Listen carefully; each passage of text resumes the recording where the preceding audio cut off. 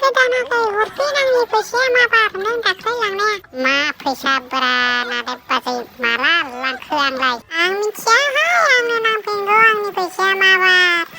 आरे नालाय बाजै आंखौ मानो खर' गाज्रि खालामबाय दं गोलाव गुसुं माबा माबि जानायनि मुलि आरे एसारादा खर' गाज्रिखा खिन्थु आरो नों बेहाय खर' गाज्रि खालामना आंखौ खिन्थु आंनि फैसाखौ नोंलाय मा बार बावगारदोलै नालाय बाजै बेसेबां थाखा हरदोंमोन नोंलाय मासे अन्थाइ बिखा मानसि नोंलाय नालाय बाजै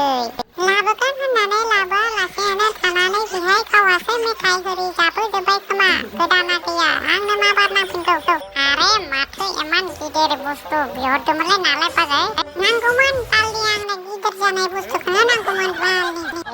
नालाय बाजै मा गिदिर जानाय बुस्थु आंनोबो एसे बुंना हो आंबो एसे मिन्थिनो लुगैदों